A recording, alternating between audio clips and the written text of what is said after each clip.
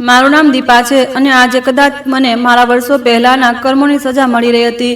મેં કોઈનું દિલ દુભાવ્યું હતું, કોઈની ઇજ્જતને રોડીને હું મારી જિંદગી બનાવવા માટે ઘર છોડીને ભાગી ગઈ હતી અને કદાચ તે બધા મને કોસતા રહ્યા અને તે બધાની આ મને એવી લાગી કે આજે હું મારી જિંદગીમાં શાંતિ મેળવવા માટે તડપી રહી છું। જિંદગી અને મોત વચ્ચેની રેખા ખૂબ જ પાતળી હોય છે અને ક્યારેક શરીર જેને આપણે આપણો સૌથી મોટો સહારો માનીએ છીએ તે જ આપણને આ રેખાની નજીક ધકેલી દે છે। આજની વાર્તા મારી છે દીપા શર્માની, જે એક સામાન્ય ઘરમાં રહેતી એક નિર્દોષ છોકરી હતી, જે શુભમ નામના છોકરાની મોહબ્બતમાં પડીને પોતાનું ઘર બરબાદ કરી બેઠી હતી અને આજે તે શુભમના બાળકની માતા બનવાની હતી। મારો પતિ મને ભોપાલના રેલવે સ્ટેશન પર કોઈ ભારે સામાનને જેમ ફેંકી રહ્યો હતો, માત્ર એટલા માટે કે મારી હાજરીના કારણે તેની અને તેની નવી ગર્લફ્રેન્ડની બિઝનેસ મિટિંગમાં મોડું થઈ રહ્યું હતું। હું ત્યાં લોહીથી લથબથ રેલવે સ્ટેશનની જમીન પર પડી હતી અને તે મને એકલી છોડીને પોતાની યાત્રા પર નીકળી ગયો હતો। તેને લાગ્યું હતું કે તેની પત્ની હંમેશની જેમ નબળી હશે અને તેમના પગની ધૂળ બની રહેશે, પણ તેને ખબર નહોતી કે બરાબર એક અઠવાડિયા પછી તેની પત્ની તેને એક એવી ભેટ આપવાની હતી જે તેના આત્માને નર્કમાં ધકેલી દેશે। ભોપાલ જંકશન રેલવે સ્ટેશન પર તે બપોરનો સમય હતો, જ્યાં તીવ્ર સૂર્યપ્રકાશ હતો જે કોઈની પણ ચામડી બાળીને રાખ કરી દે। સ્ટેશનની અંદર હજારો લોકોની ભીડ વચ્ચે મારું એક એક પગલું ખૂબ મુશ્કેલીથી ઉપડી રહ્યું હતું।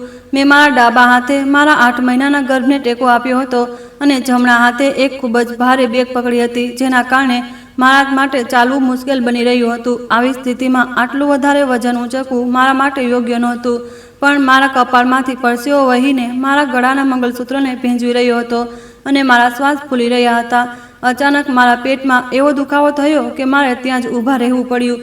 મારો પતિ, તેનો મિત્ર અને તેની ગર્લફ્રેન્ડ કૃતિકા ત્યાં હાજર હતા। મારા પતિ શુભમે મારી તરફ પાછળ ફરીને જોયું। તેના ચહેરા પર એવી ચીડ હતી જાણે હું તેની પત્ની નહીં પણ તેની કોઈ નોકરાણી હોઉં, જેણે તેનું મોટું નુકસાન કરી દીધું હોય। તેણે એક મોંઘો ડિઝાઇનર સૂટ પહેર્યો હતો અને તેના બીજા હાથમાં એક નાનો ચામડાનો બ્રીફકેસ હતો। તેની બાજુમાં એક યુવાન છોકરી ઊભી હતી। તે છોકરી બીજું કોઈ નહીં પણ તેની ગર્લફ્રેન્ડ હતી, જેના વિશે તેણે મને લગ્ન પહેલાં નહોતું જણાવ્યું। તે કૃતિકા સાથે જ આ બિઝનેસ મીટિંગ માટે ભોપાલથી નવી દિલ્હી જઈ રહ્યો હતો, પરંતુ જ્યારે મને ખબર પડી કે તે પૂરા 1 મહિના માટે જઈ રહ્યો છે ત્યારે હું બેચેન થઈ ગઈ હતી। મારી ગર્ભાવસ્થાનો છેલ્લો મહિનો ચાલી રહ્યો હતો। આવી સ્થિતિમાં તો પતિએ પોતાની પત્નીને સાથ આપવો જોઈએ, તેની સાથે રહેવું જોઈએ। વળી મારું પોતાનું કોઈ મારી નજીક ન હતું। હું તેમના વિના આટલી મોટી પરિસ્થિતિનો સામનો કેવી રીતે કરું? તેથી મેં તેમને વિનંતી કરી કે તમે કૃપા કરીને ન જાઓ। તે મારી સાથે ઝઘડો કરવા લાગ્યો અને બોલ્યો કે મારું જવું ખૂબ જ જરૂરી છે। મેં કહ્યું કે મારી હાલત ખૂબ ખરાબ છે, મારી તબિયત ક્યારેક પણ બગડી શકે છે। તેણે કહ્યું કે તું પાગલ થઈ ગઈ છે શું? તારી તબિયતના ચક્કરમાં હું મારું નુકસાન કરી લઉં? મેં કહ્યું કે કૃપા કરીને તમે મારી સાથે આ અત્યાચાર ન કરો। હું તેના પગ પકડીને ખૂબ રડી અને રડતા રડતા મેં તેને એટલો મજબૂર કરી દીધો કે તે પોતાની બિઝનેસ મીટિંગ તો કેન્સલ ન કરી શક્યો, પણ કહેવા લાગ્યો કે હું લગભગ 1 મહિના સુધી ત્યાંથી આવીશ। હું એટલું જરૂરી કરી શકું છું કે તને ત્યાં લઈને જઈશ અને તને મારી સાથે નહીં રાખું। ભાડા પર રૂમ લઈને તને ત્યાં રાખી દઈશ। મેં કહ્યું કે ઠીક છે। હું આ સ્થિતિમાં પણ તૈયાર થઈ ગઈ હતી, કારણ કે મારા માટે એટલું જ પૂરતું હતું કે તે મને પોતાની સાથે લઈને જઈ રહ્યો છે તો જરૂર ત્યાં મારો હાલચાલ પણ લેતો રહેશે। કૃતિકાએ ધીમેથી શુભમના કાનની નજીક ઝૂકીને કંઈક કહ્યું, જેનાથી શુભમનો ગુસ્સો મારા માટે વધુ વધી ગયો હતો। મેં પીડાથી તડપતા કહ્યું કે મને લાગે છે કે આપણે અહીંથી ન જવું જોઈએ, બસ 2 મિનિટ રાહ જુઓ। મારા પેટના નીચેના ભાગથી લઈને કમર સુધી એટલી બેચેનીથી દુખાવો ઉઠી રહ્યો હતો જાણે બાળક પણ હમણાં જ બહાર આવવા માટે તડપી રહ્યું હોય। મેં કહ્યું, શુભમ, મને લાગે છે કે આપણે હોસ્પિટલ જવું જોઈએ। શુભમ મારી તરફ ઝડપથી પડ્યો। તેણે મારી બેગ પકડવાને બદલે પોતાની આંગળી સીધી મારા ચહેરા પર તાકી દીધી અને કહેવા લાગ્યો કે નાટક બંધ કર। તું સારી રીતે જાણે છે કે મારું જવું કેટલું જરૂરી છે। ટ્રેન આવી ચૂકી છે, બસ ચાલવાની છે। પહેલાંથી જ હું તને મારી સાથે લઈને જઈ રહ્યો છું અને હવે ફરીથી તું ડ્રામા કરી રહી છે। તું પોતે જીદ કરીને મારી સાથે આવી હતી ને, હવે બીજાના રસ્તાનો કાંટો કેમ બની રહી છે? મેં કહ્યું, પણ શુભમ, મને સાચેમાં ખૂબ જ દુખાવો થઈ રહ્યો છે। મારા પગ સૂન થઈ ગયા છે। મેં મારી ભીની આંખોથી તે માણસને જોયો જેની સાથે મેં 7 ફેરા લીધા હતા।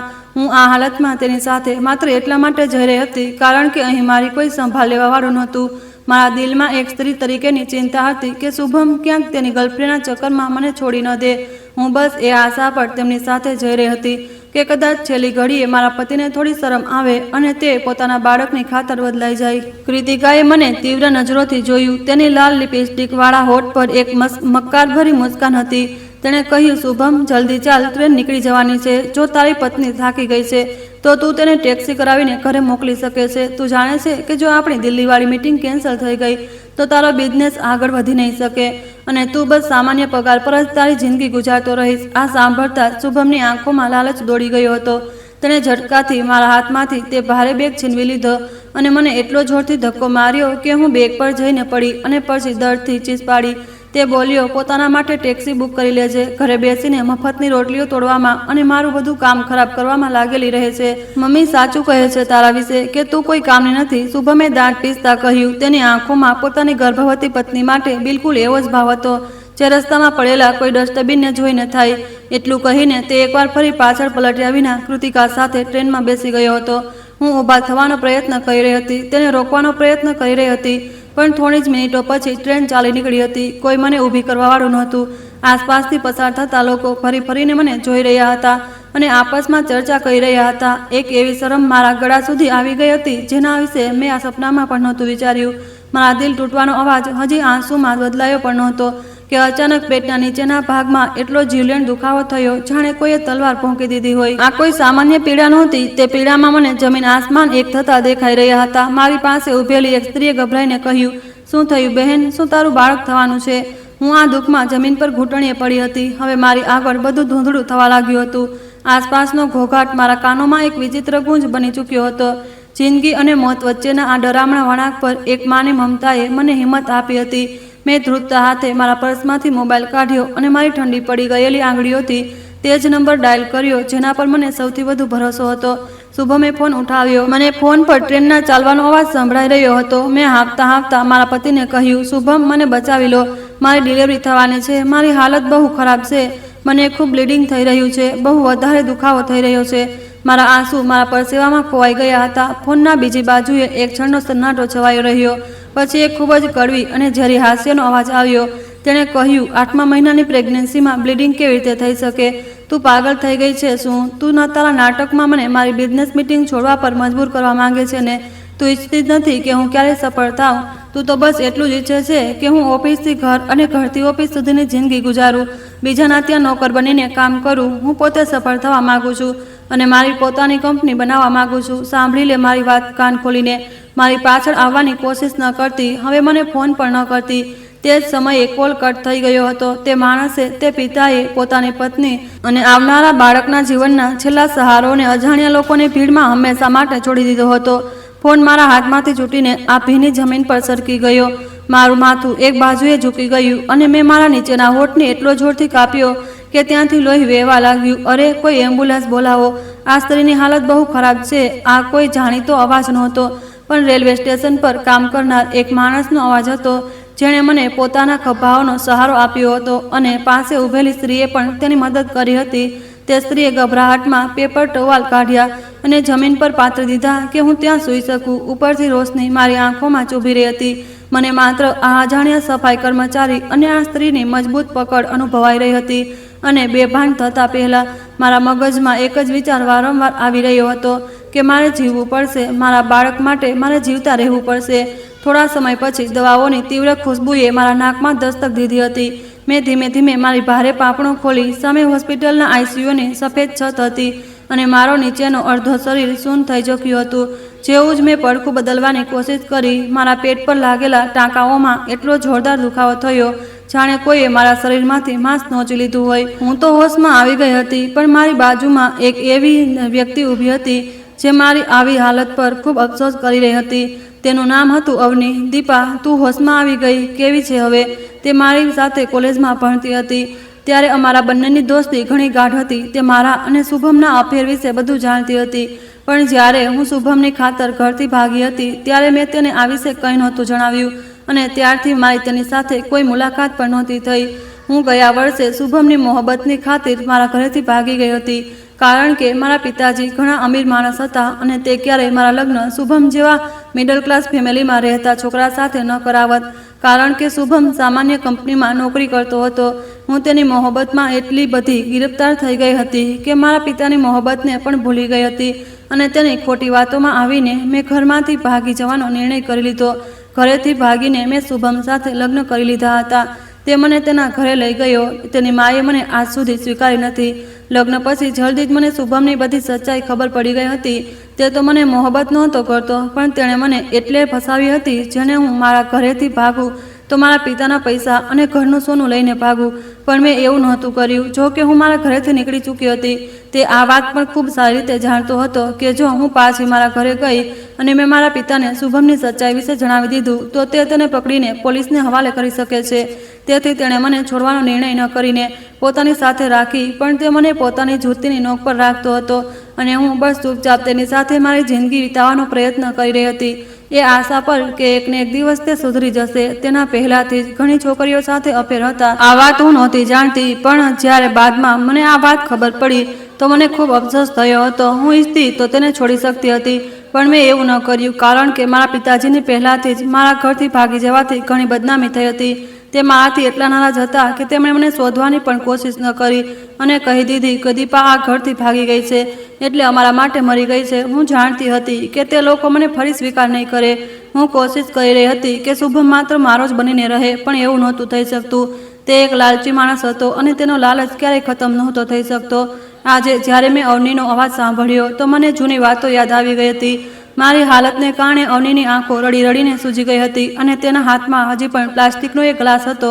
મારી દોસ્તને જોઈને મારી આંખોમાંથી જાતે જ આંસુ નીકળી આવ્યા હતા. મેં તેને પૂછવા ચાહ્યું કે હું અહીં સુધી કેવી રીતે પહોંચી, પણ મારું ગળું એટલું સુકાઈ ગયું હતું કે મારો અવાજ જ ન નીકળ્યો. અવનીએ કહ્યું કે તારી હાલત બહુ સિરિયસ છે, તું રડી રડીને પોતાને વધુ પરેશાન ન કર. તારું ઓપરેશન થયું છે, ઇમરજન્સીમાં બાળકની ડિલિવરી 8મા મહિનામાં જ કરવી પડી છે. તારું બાળક ખૂબ નબળું છે. ડૉક્ટરે તેને સ્પેશિયલ કેર યુનિટમાં ઇન્ક્યુબેટરમાં રાખ્યું છે. હું ફોર્મ પર સાઇન કરીને આવીશું. તું હિંમત રાખ, હું છું ને અહીં, કંઈ નહીં થાય. મેં ધીમેથી માથું હલાવી દીધું. મારા છાતી પરથી એક ખૂબ મોટો પહાડ હટી ગયો હતો. મારું બાળક જીવતું હતું. પલંગ પર ચૂપચાપ સૂતેલા મોનિટરના અવાજ વચ્ચે મારા મગજમાં મારી જૂની જિંદગી ફરવા લાગી. જ્યારે હું દુનિયાને ખૂબ જ સુંદર માનતી હતી અને મને લાગતું હતું કે શુભમ સાથે લગ્ન કર્યા પછી મારી જિંદગી ડબલ સુંદર થઈ જશે, પણ એવું નહોતું થયું. તે ઘરમાં પહોંચ્યા પછી શુભમની માએ મારું જીવવું દુષ્કર કરી દીધું હતું. હું મારું ઘર છોડીને તેમના ઘરે આવી હતી, પણ આ ઘરમાં મને ઇજ્જત નહોતી મળી. મારી સાસુ મને દરેક વાત પર મેના ટોણા મારતી હતી અને કહેતી હતી કે મારા દીકરાને ફસાવીને ભાગીને આ ઘરમાં આવી છે. હું તને ક્યારેય વહુ તરીકે સ્વીકાર નહીં કરું. હું તેમને ખુશ કરવા માટે ઘરનું દરેક કામ કરતી હતી. જેવું તે કહેતી હતી તેવું જ કરતી હતી, પણ તે ક્યારેય મારાથી ખુશ જ નહીં થઈ. હંમેશા પોતાના દીકરાની સ્માર્ટનેસની તારીફ મારી સામે કરવી અને મને વારંવાર ભાગેડું અને ચરિત્રહીન કહીને નીચે દેખાડવું તેમની આદતમાં સામેલ થઈ ચૂક્યું હતું. હું તેમની આ બધી વાતો ખામોશીથી સાંભળતી રહેતી હતી અને રડતી રહેતી હતી. મારામાં ક્યારેય એટલી હિંમત જ નહોતી આવી કે હું તેમને કહી શકું કે તમારો દીકરો પણ તો મને મોહબ્બત કરતો હતો અને ચરિત્રહીન તો તે પણ છે. તેણે મારી સાથે મોહબ્બતનો ખોટો નાટક કર્યો અને પોતે આજે પણ ઘણી છોકરીઓના અફેરમાં છે. પણ હું જાણતી હતી કે મારું કંઈ પણ કહેવું મારા માટે મુસીબત ઊભી કરી શકે છે, કારણ કે લગ્નના બીજા દિવસે જ જ્યારે તે મેં શુભમના મોબાઈલ પર તેની ગર્લફ્રેન્ડના મેસેજીસ જોયા અને તેની ફરિયાદ કરી. તેને પૂછ્યું કે આ છોકરી કોણ છે જે તને મોહબ્બતભર્યા મેસેજ મોકલી રહી છે, તો તેણે ડાયરેક્ટ મારી આંખોમાં આંખો નાખીને કહ્યું કે આ મારી ગર્લફ્રેન્ડ છે અને હવે પછી મારા ફોનને ચેક ન કરતી. મેં પણ બેધડક કહી દીધું કે હું પણ તારી પત્ની છું, હું આ બધું બરદાસ્ત નહીં કરું. બસ ત્યારથી જ શુભમે મારા પર હાથ ઉચકવાનું શરૂ કરી દીધું હતું. તેનું કહેવું હતું કે મારી પત્ની છે તો મારા ઘરમાં ખામોશીથી રહે. જો મારી લાઈફમાં ઇન્ટરફેર કરવાની કોશિશ કરી તો જાનથી મારી નાખીશ. ઘર છોડીને આવી છે, હવે ક્યારેય પોતાના ઘરે પણ નહીં જઈ શકે. તેથી અહીં પોતાનું મોં બંધ રાખ અને 2 સમયની રોટલી ખાઈને પોતાની જિંદગી ગુજારતી રહે. વધારે નાટક કરવાની જરૂર નથી. બસ ત્યારથી જ હું ખામોશીથી બધું સહન કરતી રહેતી હતી. મને નહોતી ખબર કે જેના પર હું મોહબ્બત કરું છું તેના પર આંધળો વિશ્વાસ કરવો મને આટલે ભારે પડી શકે છે. મારી સાસુ કહેતી હતી કે જો મારો દીકરો હંમેશા પોતાની નોકરીને લઈને એટલો પરેશાન રહે છે, તેણે તો મને જણાવ્યું હતું કે જે છોકરી સાથે તે લગ્ન કરવા જઈ રહ્યો છે તે ખૂબ જ અમીર છે, સાથે ખૂબ બધું દહેજ અને સોનું લઈને આવશે, પણ તું તો ઘરથી ભાગી આવી, ઉપરથી ખાલી હાથે કંઈ લઈને પણ ન આવી. મારો દીકરો તારા ચક્કરમાં કંગાળ થઈ ગયો અને હવે તું ઈચ્છે છે કે તે કોઈ બીજી છોકરીની પાછળ પણ ન જાય, ચૂપચાપ ઘરમાં પડી રહે. જો તું અમીર બાપની દીકરી ન હોત તો હું તને ક્યારની ઘરની બહાર કાઢી મૂકી હોત. સમય પસાર થતો ગયો અને હું ગર્ભવતી થઈ ગઈ. મારી સાથે આ ઘરમાં ખૂબ અત્યાચાર થયા હતા. સાસુએ પણ હંમેશા મહેણા માર્યા હતા અને પતિએ પણ હાથ ઊંચક્યો હતો. તે પતિ જેનાથી હું ખૂબ મોહબ્બત કરતી હતી. આ બધું મારા ભોળાપણા પર એક જોરદાર તમાચો હતો. હવે જ્યારે હું આવી હાલતમાં હતી તો મને યાદ આવ્યું કે મારી સાસુના દિલમાં જરૂર દયા આવશે. જ્યારે તે સાંભળશે તો જરૂર ખુશ થઈને દોડતી હોસ્પિટલ આવશે. મેં ધ્રુજતા હાથે મારી સાસુનો નંબર ડાયલ કર્યો. તેમણે ફોન ઉઠાવ્યો અને જ્યારે મેં તેમને આ ખુશખબરી આપી કે તમે દાદી બની ગયા છો, હું હોસ્પિટલમાં છું, તમે કૃપા કરીને અહીં આવી જાઓ, મને આ સમયે તમારી જરૂર છે. મારો 8મો મહિનાનો બાળક થયો છે, તેની તબિયત ઠીક નથી. મને લાગ્યું કે કદાચ તે આ વાત પર ખુશ થઈ જશે, પણ તેમણે તો ચીસ પાડીને કહ્યું કે 8 મહિનાનું બાળક પેદા થયું છે તો કોઈ આસમાન તો નથી તૂટી પડ્યું. નથી આવતી હું. મારા ઘરે મહેમાન આવ્યા છે, મારે મહેમાનોને જોવાના છે. અને હા, પહેલાંથી જ કહી દઉં છું, મારો દીકરો પણ જરૂરી મીટિંગ માટે ગયો છે, તેને પણ ડિસ્ટર્બ ન કરતી. હજી હું કંઈક બીજું કહેતી, મારી સાસુએ ફોન બંધ કરી દીધો. મારી આંખોમાંથી આંસુ નીકળીને મારી ગરદન પર આવીને રોકાઈ ગયા હતા. અવની મારી તરફ જોઈને બધું સમજી ગઈ હતી. તેણે કહ્યું, ના પાડી દીધી ને તારી સાસુએ અહીં આવવાની. હું જાણું છું, જેનો દીકરો આટલો ઘટિયા છે તેની માં પણ બિલકુલ તેના જેવી જ હશે. અવની ગુસ્સાથી શુભમને ગાળો આપતા બોલી, મેં તારા પતિને ફોન કર્યો હતો, તેના રાધમનો ફોન સ્વિચ ઓફ આવી રહ્યો છે. છેલ્લા 56 કલાકથી આવી કઈ મીટિંગ ચાલી રહી છે તેની. અવનીએ મને જણાવ્યું કે તારા દીકરાની તબિયત ઠીક નથી. ડોક્ટરે કહ્યું છે કે તેના ફેફસા બરાબર ખુલ્યા નથી, તેને ઇન્ફેક્શન અને ઓક્સિજન સપોર્ટ જોઈએ. રોજનો ખર્ચ ખૂબ વધારે બની રહ્યો છે. અવનીએ પોતાનો હાથ મારા હાથ પર મૂક્યો અને બોલી, જો દીપા, આઈ એમ યોર ફ્રેન્ડ. હું આ હોસ્પિટલમાં મારી મમ્મીને લઈને આવી હતી, પણ જ્યારે મેં અહીં તને જોઈ અને ડૉક્ટરને તારી હાલત વિશે પૂછ્યું તો મને ખબર પડી કે તારી સાથે અહીં કોઈ પણ નથી. પછી મેં તારી જવાબદારી લીધી. ઈલાજ માટે અહીં પૈસા જમા કરાવી દીધા. તારા દીકરાના ઈલાજ પર પણ ઘણો પૈસો ખર્ચ થઈ રહ્યો છે. મેં તેના 2 દિવસના પૈસા પહેલાં જ એડવાન્સમાં જમા કરાવી દીધા હતા, પણ હવે ઘણા દિવસો થઈ ગયા છે અને તેનો ઈલાજ હજી બાકી છે. મારી પાસે પૈસા ખતમ થઈ ચૂક્યા છે. હું તારી આટલી જ હેલ્પ કરી શકતી હતી. દીપા, આગળ નહીં કરી શકું. આપણે ડૉક્ટરને વધુ પૈસા આપવા પડશે, નહીં તો ઈલાજ રોકી દેવામાં આવશે. તું કંઈક કર પ્લીઝ. તારી પાસે પૈસા હશે? મેં થાકથી હામાં માથું હલાવ્યું. મારું બેંક એકાઉન્ટ હતું જેમાં લગભગ 3 લાખ રૂપિયા હાજર હતા, જે મેં શુભમથી છુપાવીને મારા ખાતામાં રાખ્યા હતા. મેં અવનીને ઈશારો કરીને પર્સમાંથી મારો તૂટેલો ફોન મંગાવ્યો. રેલવે સ્ટેશન પર પડવાના કારણે તેની સ્કિન પર એક લાંબી તિરાડ પડી હતી. મેં ધ્રુજતા હાથે બેન્કિંગ એપ ખોલી. સ્કેન થયા પછી થોડીક ક્ષણો ચક્કર ફરતું રહ્યું. પછી મેં પેમેન્ટ નાખી, પણ અચાનક મારી આંખો ફાટી ગઈ, કારણ કે ઠીક નીચે ટ્રાન્ઝેક્શન હિસ્ટ્રીમાં એક એવી ખબર હતી જેણે મારા અંદર ખંજર ઉતારી દીધું હતું. Transfer two Shubham 3 lakh. આ ટ્રાન્ઝેક્શન બરાબર તે સવારે થયું હતું જ્યારે અમે લોકો રેલવે સ્ટેશન માટે નીકળ્યા હતા. શુભમે ચૂપકેથી મારા એકાઉન્ટના ખાતામાંથી એક પૈસો કાઢી લીધો હતો. તેણે મારા લગ્ન પહેલાં પણ મારાથી પૈસા લીધા હતા. મારા અને મારા બાળક માટે તેણે એક સિક્કો પણ નહોતો છોડ્યો.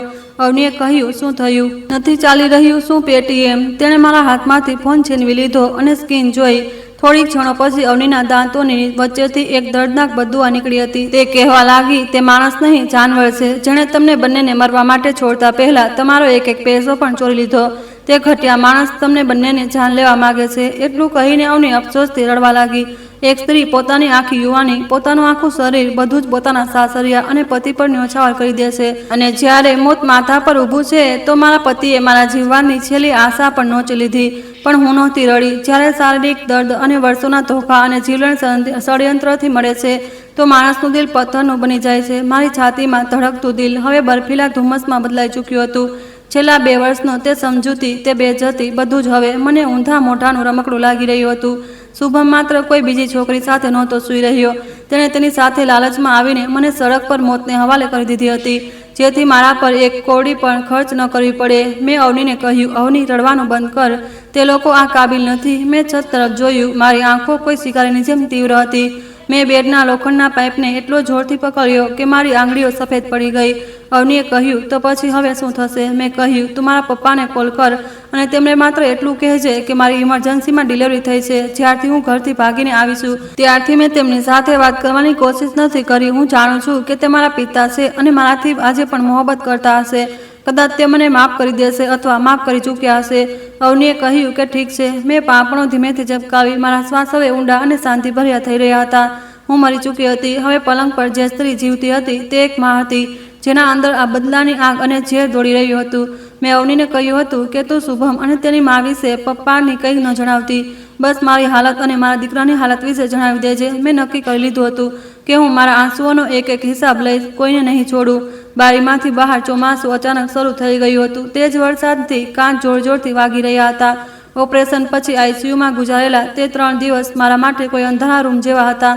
જ્યાં બહારની દુનિયાનો કોઈ હિસાબ નહોતો. હું મારા પલંગ પર પથ્થરની જેમ પડી રહેતી હતી. દવાઓનો અસર ક્યારનો ખતમ થઈ ચૂક્યો હતો. જ્યારે પણ હું ખાંસતી કે બરાબર શ્વાસ લેવાની કોશિશ કરતી તો મારા પેટનો તે મોટો ઘા અંદર સુધી દર્દથી ભરાઈ જતો હતો. એવું લાગતું હતું જાણે કોઈએ તૂટેલો કાચ મારા પેટમાં ભરી દીધો હોય અને તેને જોર જોરથી ઘૂસી રહ્યું હોય. અવનીએ મને પાણી આપ્યું અને કહેવા લાગી, દીપા, થોડું પાણી પી લે, તારા હોઠ ખૂબ ડ્રાય થઈ રહ્યા છે અને બ્લડ પણ નીકળી રહ્યું છે. મેં છેલ્લા 3 દિવસથી ન તો કંઈ ખાધું હતું કે ન પીધું હતું, પણ અવની તો પણ મારું ખૂબ ધ્યાન રાખતી હતી.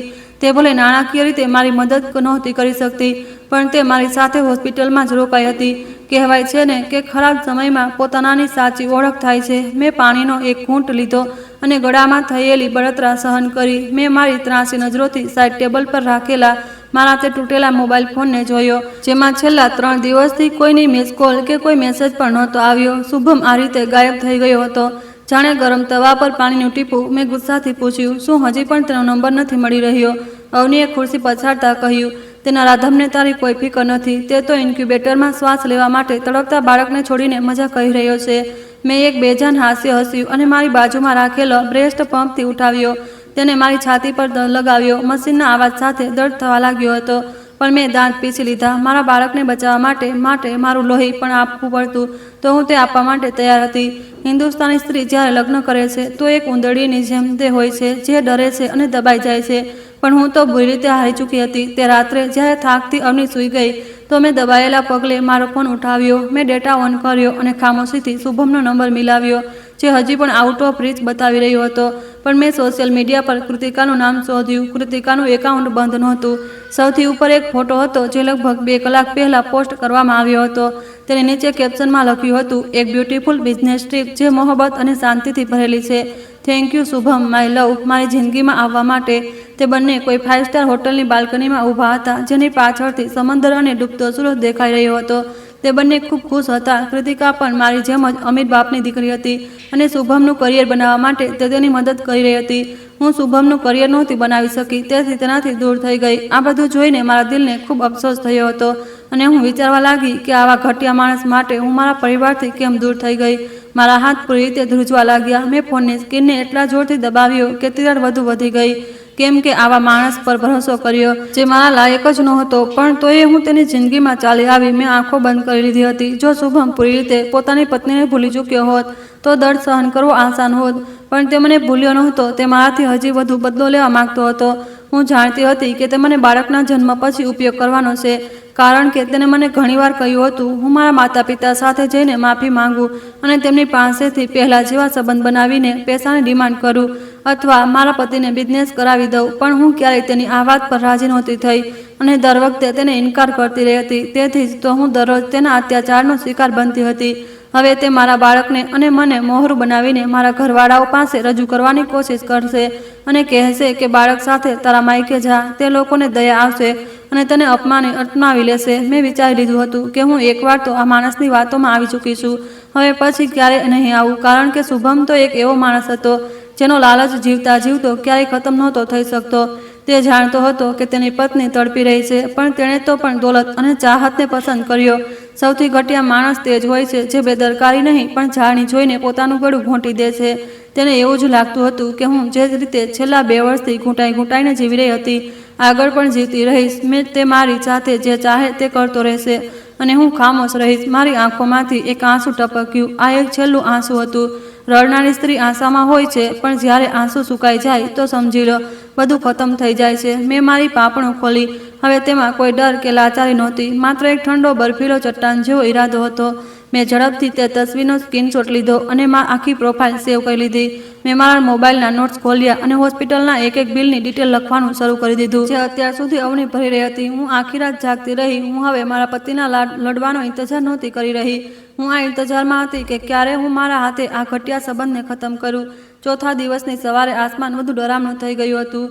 હોસ્પિટલના દરવાજાનું હેન્ડલ ફર્યું અને ખુલતા જ અવાજ આવ્યો, જેણે મારી તૂટેલી ઊંઘને જગાડી દીધી હતી. મેં ફરીને જોયું. દરવાજા પર એક વૃદ્ધ માણસ ઊભો હતો, જેના વાળ અડધાથી વધારે સફેદ હતા. તે એક સિમ્પલ શર્ટ પહેરેલા હતા અને તેમના ખભા ઝૂકેલા હતા, પણ તેમના ચહેરાની કરચલીઓ તેમની કઠોર જિંદગી બતાવી રહી હતી.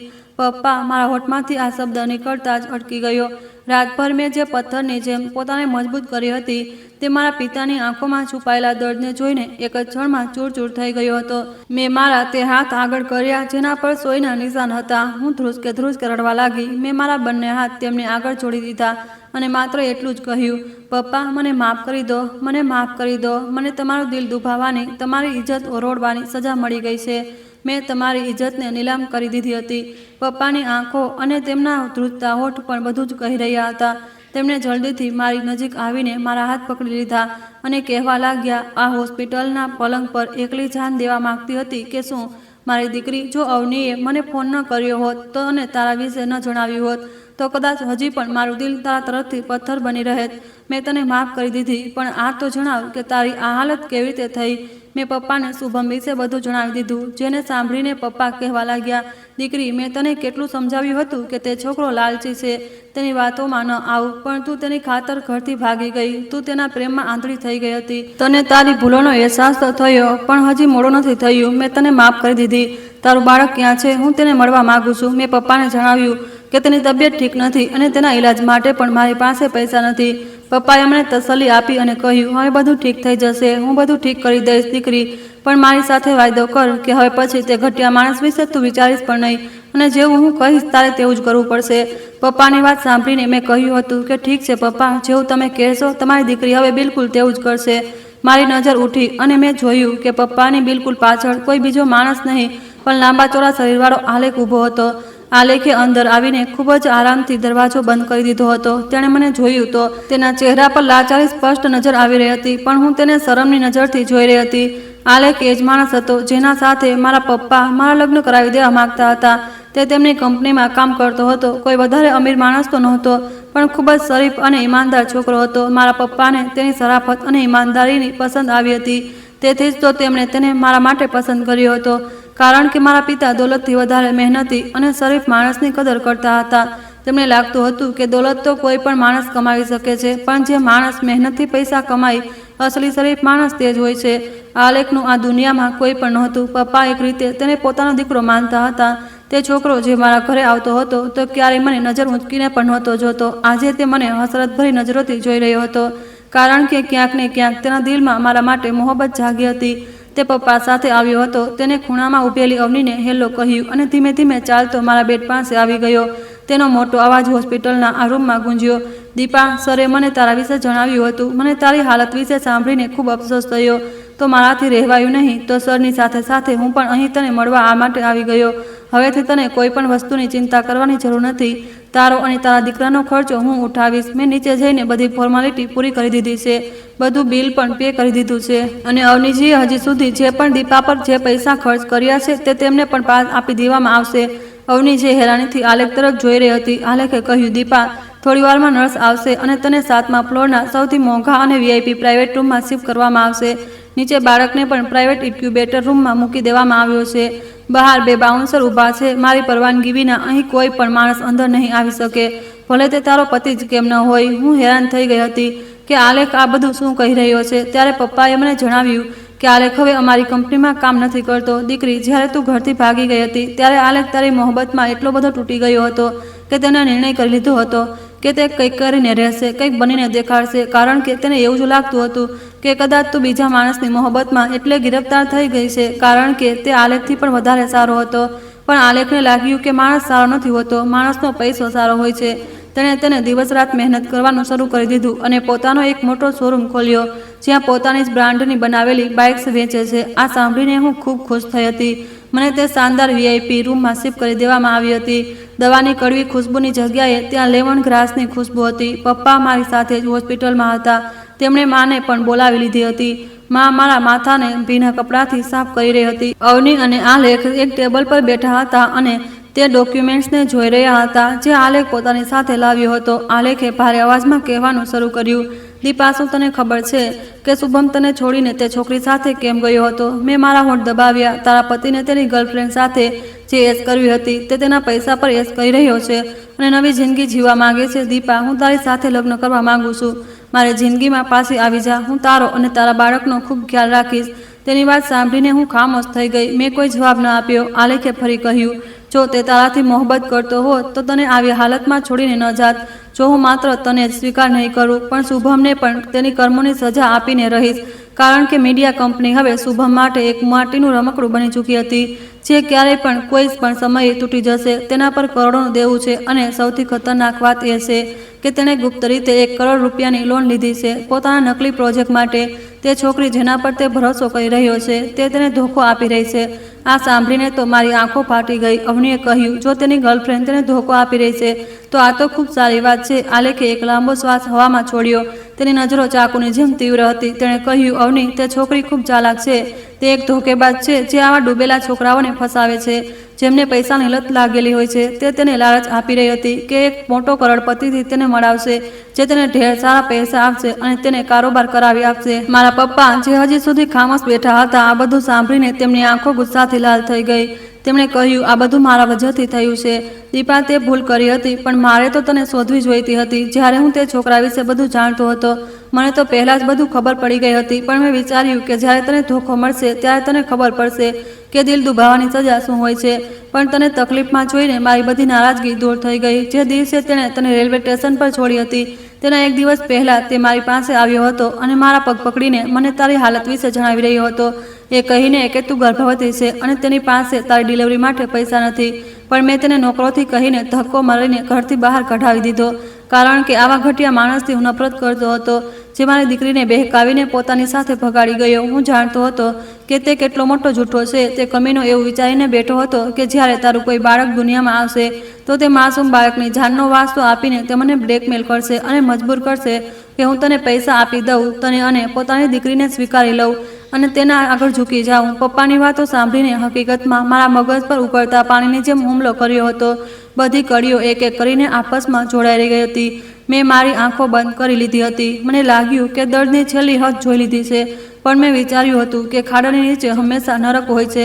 મારું બાળક જે મશીનોની સહારે શ્વાસ લઈ રહી હતું, તેના પોતાના પિતાએ તેના મોતની ડીલ પહેલાં જ નક્કી કરી રાખી હતી. આલેખ ધીમેથી ઉઠ્યો અને મારા પલંગ પાસે આવીને ઊભો થઈ ગયો. તેણે મારી આંખોમાં જોઈને કહ્યું, 3 વર્ષ પહેલાં મેં તારો હાથ પકડવાની કોશિશ કરી હતી પણ તું મને છોડીને ચાલી ગઈ હતી. હું ઈચ્છતો હતો કે તું મારી મરજીથી તારી સારી જિંદગી જીવી શકે. હું તારા ગયા પછી તૂટી ગયો હતો પણ મેં તારા જવાનો અફસોસ નહોતો કર્યો, કારણ કે મને લાગતું હતું કે તે જે પણ નિર્ણય લીધો પોતાની ખુશી માટે લીધો. તું ખુશ હોઈશ, પણ આજે જો તારી શું હાલત થઈ ગઈ છે. આજ પછી તારી અને તારા દીકરાની હિફાજત મારી જવાબદારી છે. જો તું મને ફરીથી મોકો આપે અને મારા પર ભરોસો કરે તો હું તારી જિંદગી બદલી શકું છું. હું તે ઘટિયા માણસને છોડીશ નહીં. તેને તો હું માટીમાં મેળવી દઈશ. આ મારો તારાથી વાયદો છે. આલેખનું પ્રોટેક્શન એટલું મજબૂત હતું કે આ સમયે કોઈ પણ સામાન્ય છોકરી હોત તો તેની છાતીથી લાગીને રડવા લાગતી, પણ મેં એવું નહોતું કર્યું. મેં મારી આંખો ખોલી. છેલ્લા 3 દિવસના આ દર્દે મારા અંદરની મીણને બાળીને એક ઠંડો ધારદાર લોખંડ બનાવી દીધો હતો. નહીં, મેં ઇનકારમાં માથું હલાવ્યું. તે સમયે મારો અવાજ ખૂબ ધીમો હતો પણ કાચની જેમ ચૂભનારો હતો. તમારો ખૂબ ખૂબ આભાર આલેખ, પણ મારી જિંદગીનો જે કચરો છે તેને હું મારા હાથે સાફ કરીશ. હું નથી ઈચ્છતી કે તમારા હાથ તે ગંદા માણસની વજહથી મેલા થઈ જાય. આલેખ એક ક્ષણ માટે રોકાઈ ગયો હતો. તેણે જોયું કે જે નરમ વ્યવહારની છોકરી પહેલાં હતી તેની આંખોમાં હવે આગ સળગી રહી હતી. હવે તે એક બિચારી નહોતી, તે એક માં બની ચૂકી હતી. અને જ્યારે એક માને કૂવામાં ધકેલવામાં આવે છે તો તે કોઈ શેતાનથી પણ વધારે ખતરનાક બનીને નીકળે છે. મેં કહ્યું, તમારા વકીલ સાથે વાત કરો. આજે જ મારે શુભમથી ડિવોર્સ લેવું છે અને મારા દીકરાના હિસ્સાની જાયદાદ પણ લેવી છે. મેં દિવાલ પર લાગેલા કેલેન્ડરને જોયું. આજે 4થો દિવસ હતો અને મારી પાસે ઠીક થવા માટે 3 વધુ દિવસ હતા. 7મા દિવસની સવારમાં વાદળો છૂટા પડ્યા અને હલકો સૂર્યપ્રકાશ નીકળી આવ્યો હતો. ડૉક્ટરે મને ડિસ્ચાર્જ કરી દીધી હતી. મારા ટાંકા હજી પણ દુખતા હતા, પણ હવે હું કોઈના સહારા વિના ઊભી થઈ શકતી હતી. મારા દીકરા રૂહાનને હજી પણ થોડા દિવસ માટે સ્પેશિયલ કેરમાં રાખવામાં આવ્યો હતો. ડૉક્ટરનું કહેવું હતું કે તેના ફેફસા બરાબર બની નહોતા શક્યા. મેં કાચની પારથી મારી તે નાનકડી જાનને જોઈ હતી. તે બાળક એટલો નાનો હતો, માત્ર હથેળી જેટલો. તેના પૂરા શરીર પર સોય લાગી હતી. તેના શ્વાસ જોઈને મારું દિલ દુખી રહ્યું હતું. આલેખ જ મને લેવા આવ્યો હતો. તે મને મારા માતા પિતાના ઘર છોડી આવ્યો હતો. આટલા વર્ષો પછી ત્યાં જઈને મારી આંખોમાં આંસુ આવી ગયા હતા. હું મારા રૂમમાં હાજર હતી. મોટી મોટી બારીઓમાંથી તડકો અંદર આવી રહ્યો હતો. અવની પણ મારા ઘરે આવી હતી. મારી માએ મારી પસંદનું ખાવાનું બનાવ્યું હતું, પણ મને આ સમયે કંઈ પણ સારું નહોતું લાગી રહ્યું. આલેખે ધ્યાનથી બાળકોનો નાનો બેગ ટેબલ પર રાખ્યો અને કહેવા લાગ્યો, તમે આરામથી અહીં રહો. કોઈ જરૂર હોય તો નોકર છે તમારો ખ્યાલ રાખવા માટે. સૌથી પહેલી જરૂરિયાત એ છે કે તમે બરાબર ખાવ જેથી તમે તંદુરસ્ત રહો. મેં ધીમેથી માથું હલાવ્યું. તે સાચું કહી રહ્યો હતો. મારે મારા બાળકની ખાતર તંદુરસ્ત થવું હતું. મેં આલેખથી લગ્ન માટે કોઈ ખોટી ઇજ્જતની ખાતર ઇનકાર નહોતો કર્યો. જ્યારે એક સ્ત્રી મોતનું મોં જોઈને પાછી આવે છે તો આ બધા ખોટા નાટક પાછળ છૂટી જાય છે. મને આ જંગમાં લડવા માટે સાચેમાં આરામની જરૂર હતી. બપોરનો સમય હતો. બધા પોતપોતાના રૂમમાં હતા. વકીલના મોકલેલા બધા ડોક્યુમેન્ટ્સ મારા ટેબલ પર રાખ્યા હતા. એક તરફ છૂટાછેડાના કાગળ, પૈસા ચોરી કરવાના પુરાવા અને તે રિસોર્ટની એસવાળી ફોટો, આ બધી વસ્તુઓ બારૂદની જેમ ભેગી હતી. બસ આગ લગાવવાની વાર હતી. તે સમયે મારો ફોન જોર જોરથી વાગવા લાગ્યો. સ્ક્રીન પર નામ ચમકી રહ્યું હતું, શુભમ. 10 દિવસ અને 11 રાતનો ખેલ રમીને આ ગાયબ થઈ રહ્યા પછી આ માણસે આખરે મને ફોન કર્યો હતો. મેં તે ચમકતી સ્ક્રીનને જોઈ. મારા હોઠ પર બરફીલી અને એક ઝેરી હાસ્ય તરવરી ગઈ. મારી આંખોમાં હવે થોડો પણ ડર નહોતો. મેં ફોન ઉઠાવીને લાઉડસ્પીકર પર લગાવી દીધો અને કહ્યું, હેલો. મારો અવાજ બિલકુલ સિમ્પલ હતો. બીજી તરફ કોઈ ગાડીનું એન્જિન ચાલવાનો અવાજ આવી રહ્યો હતો. શુભમનો તેજ હુકમ ચલાવનારો અવાજ ગુંજ્યો. તારું દિમાગ સડી ગયું છે કે શું? જે આટલી વાર ફોન ઉઠાવ્યો છે? તારા બાપે પણ મારો ફોન નથી ઉઠાવ્યો. તું તારા પિતા પાસે જાય છે કે નહીં? શું ફરીથી કોઈ નાટક શરૂ કરી દીધું છે? મારી પાસે તારી આ ફિજૂલ હરકતો માટે ટાઈમ નથી. સમજાયું તને? શુભમ કંઈ પણ વિચાર્યા સમજ્યા વિના બોલતો જઈ રહ્યો હતો. તેણે એકવાર પણ એ નહોતું પૂછ્યું કે બાળક કેવું છે, તારી તબિયત કેવી છે. તેને લાગતું હતું કે રેલવે સ્ટેશનવાળો અકસ્માત મારો એક નાટક હતો. મેં જવાબમાં એક પણ શબ્દ નહોતો કહ્યો. શુભમને લાગ્યું કે હું ડરી ગઈ છું. તે તો વધુ જોરથી ગુસ્સામાં બોલ્યો, સાંભળ મારી વાત. હું મારા બિઝનેસ માટે દિવસ રાત એક કરી રહ્યો છું. આજે સાંજે હું મારા શહેર પાછો આવી રહ્યો છું અને રાત્રે મેં મારા સૌથી વીઆઈપી ક્લાયન્ટને ડિનર પર બોલાવ્યો છે. ઘરની સારી રીતે સાફ સફાઈ કરી દેજે અને સારા કપડાં પહેરી તૈયાર થઈ જજે અને ખાવાનું પણ બનાવી લેજે. યાદ રહે, ખાવાનું સારું હોવું જોઈએ અને ટેસ્ટી બનવું જોઈએ. જો આ મીટિંગમાં કોઈ પણ ભૂલ થઈ તો હું તને છોડીશ નહીં. મારે કંઈ પણ કરીને પૈસા કમાવા છે. મારી ઇજ્જતનો સવાલ છે. બધું બરાબર કરી લેજે. મેં એક લાંબો શ્વાસ લીધો. આજે મારી છાતી હલકી હતી. છેલ્લા ઘણા દિવસોથી ઘૂંટણ ધુમાડાની જેમ ઉડી ગઈ હતી. મેં ધીમા અવાજમાં કહ્યું કે હું તારી કોઈ વાત નહીં માનું. હું ખાવાનું પણ નહીં બનાવું. શુભમ ચીસ પાડ્યો અને કહેવા લાગ્યો, તે તારી હિંમત કેવી રીતે થઈ મને ઇનકાર કરવાની? પોતાની ઓકાતમાં રહે, નહીં તો તારા બાપ પાસે છોડી આવીશ. મેં મુસ્કુરાતા કહ્યું, નહીં, તારે એવું કરવાની પણ જરૂર નથી.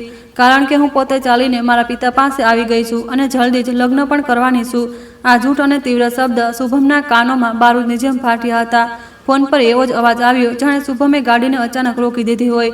તું પાગલ થઈ ગઈ છે કે શું? તું તારા પિતાના ઘરે આવી ગઈ છે અને લગ્ન પણ કરી લીધા છે. આ શું બકવાસ છે? મેં તેને સફાઈ આપી યોગ્ય ન સમજી અને આરામથી કોલ કાપી દીધો. પછી મેં શુભમના ચેટબોક્સમાં તેને તે ફોટો મોકલી જે મેં તૈયાર કરી હતી. પહેલી ફોટો તે નાનકડા બાળક રૂહાનની હતી જે ઇન્ક્યુબેટરમાં જિંદગી અને મોત વચ્ચે ઝૂલી રહ્યો હતો. બીજી ફોટો હોસ્પિટલના ડિસ્ચાર્જ સમરી અને એફઆઈઆરની હતી જેમાં સ્પષ્ટ લખ્યું હતું કે પત્નીને રેલવે સ્ટેશન પર લેબર પેનમાં તરફથી છોડી ગયો હતો અને પત્નીના ખાતામાંથી ધોખાથી રકમ કાઢવામાં આવી હતી. અને ત્રીજી તસવીર તલાકના કાનૂન કાગળની હતી જેના પર મારા સાઇન હતા અને નીચે જાયદાદ અને બેંક ખાતાની લખત હતી. મોકલ્યા પછી મેં શુભમનો નંબર હંમેશા માટે બ્લોક કરી દીધો હતો. થોડી જ વાર પછી શુભમે પાગલોની જેમ બિહેવ કરવાનું શરૂ કરી દીધું હતું પણ મેં કોઈ પણ જવાબ ન આપ્યો. પછી મેં આલેખને આ બધું જણાવ્યું અને આલેખને પૂછ્યું, આલેખ, આજે રાત્રે જે નવો મહેમાન શુભમના ઘરે આવી રહ્યો છે તે તું જ છે ને? આલેખ ઊભો થઈને પોતાના ખિસ્સામાં હાથ નાખ્યા અને મારી તરફ મુસ્કાનથી કહ્યું કે હા, અને આજે રાત્રે શુભમને સારી રીતે સમજાઈ જશે. તારી આંખે પડેલા આંસુની કિંમત તેના પરિવારની ઘણી પેઢીઓ ચૂકવશે. શુભમ અહીં પહોંચતા જ સૌથી પહેલા હોસ્પિટલ ગયો જ્યાં હું એડમિટ હતી. તેણે ત્યાં પાર્કિંગમાં પોતાની ગાડી ત્રાંસી ઘુસાડી દીધી. તેની ટાઈ ખુલ્લી હતી અને તેના મોંઘા શર્ટ પર માટી લાગી હતી. તે હાંકતો હોસ્પિટલની અંદર ગયો અને તેણે ત્યાં મારા વિશે જાણકારી લીધી. દીપા શર્મા ક્યાં છે? તેણે ટેબલ પર મૂકો મારીને પૂછ્યું. રિસેપ્શનિસ્ટે કહ્યું કે સર, પેશન્ટ તો ગઈકાલે બપોરે ડિસ્ચાર્જ થઈ ચૂકી છે. તેણે કહ્યું, તારું દિમાગ ખરાબ છે? શું મારું બાળક ઇન્ક્યુબેટરમાં હતું? પણ રિસેપ્શનિસ્ટે તેને જણાવ્યું કે તેમના ફેમિલીવાળાઓએ તેમને ખૂબ જ મોટા પ્રાઇવેટ હોસ્પિટલમાં શિફ્ટ કરી દીધા. આ સાંભળીને તો શુભમનું દિમાગ ચકરાઈ ગયું હતું. પછી તે સીધો મારા પપ્પાના ઘરે પહોંચ્યો. અંદર ઘૂસતા તેણે જોયું કે હું દરવાજા પર જ ઊભી હતી અને મારી સાથે આલેખ પણ ઊભો હતો. તેણે જોતા જ મને પૂછ્યું, આ શું છે દીપા? તું મારો દીકરો લઈને ભાગવાની કોશિશ કરી રહી છે. ક્યાં છે મારો દીકરો? મારા પપ્પા પણ દરવાજા પર આવી ગયા હતા. તેમણે ચીસ પાડીને કહ્યું કે આ ઘરમાં તારા જેવા માણસની જરૂર નથી, નીકળી જા અહીંથી. શુભમે ગુસ્સાથી આલેખ તરફ હાથ વધાર્યો. એ કહેતા કે આ ઘટિયા માણસ કોણ છે જે તારી બાજુમાં ઊભો છે? પણ આલેખે તેની કાંડા મરોડી દીધી. શુભમના ઘૂંટણ જમીન પર ટેકાઈ ગયા. આલેખે તેને છોડીને પોતાનો રૂમાલ કાઢ્યો અને કહ્યું, કોઈના પર હાથ ઉચકતા પહેલા પોતાની હેસિયત અને સામેવાળાનો ચહેરો જોઈ લેવો જોઈએ. શુભમે જ્યારે આલેખને ધ્યાનથી જોયો તો તેની જાન નીકળી ગઈ. આલેખ સાહેબ, આ એ જ અમીર માણસ હતો જેને આગળ શુભમ ગીડગીડાવાનો હતો. આલેખે એક રેડ સ્ટેમ્પવાળો પેપર તેના મોઢા પર ફેંકી દીધો, જેમાં લખ્યું હતું કે તેની કંપનીની બધી ફંડિંગ કેન્સલ કરી દેવામાં આવી છે. તે જે પોતાની નવી કંપની ફંડના બેઝ પર શરૂ કરવાનો હતો તે બધું કેન્સલ થઈ ગયું હતું. તે ગીડગીડાયો કે નહીં સર, પ્લીઝ સર, મારી સાથે આવું ન કરો. મેં મારું ઘર પણ આ કંપની માટે દાવ પર લગાવી દીધું છે. હું જે છોકરી સાથે દિલ્હી ગયો હતો તેણે મને ધોખો આપ્યો. તેણે ત્યાં મારી કોઈ પણ મોટા માણસ સાથે મીટિંગ નહોતી કરાવી, પણ જે પૈસા હું સાથે લઈને ગયો હતો તે પણ ચોરીને ભાગી ગઈ. મેં તેને શોધવાની બહુ કોશિશ કરી, પણ હું તેના હાથે બેવકૂફ બની ગયો. હવે હું ખૂબ પરેશાન છું. મારી પાસે માત્ર એક છેલ્લી આશા તમારો સહારો છે, આલેખે ઠંડા અંદાજમાં કહ્યું. તે માણસ જે પોતાની 8 મહિનાની ગર્ભવતી પત્નીને રેલવે સ્ટેશન પર કૂતરાઓની જેમ છોડીને એશ કરવા જતો રહ્યો, જેણે પોતાના સગા બાળક અને પત્નીના હોસ્પિટલના ખર્ચાના પૈસા પણ ચોરી લીધા, તે કોઈનો ન હોઈ શકે. તું મારા જૂતાને અડવાને કાબિલ પણ નથી. પછી આલેખે કહ્યું કે હું અને દીપા લગ્ન કરી રહ્યા છીએ.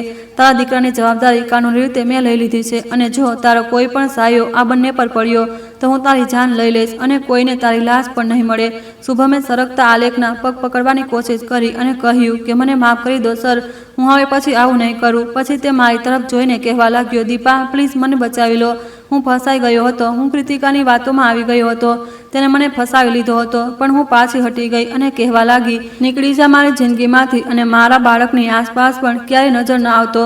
ન હું તારી પત્ની છું, ન તે તારું બાળક છે. તું તારા ખરાબ કર્મોની વજહથી પોતે ખાડામાં પડ્યો છે. તારી ખાતર મેં શું નહોતું કર્યું જ્યારે તે દિવસે મને છોડીને તે છોકરીના બાહોમાં હતો.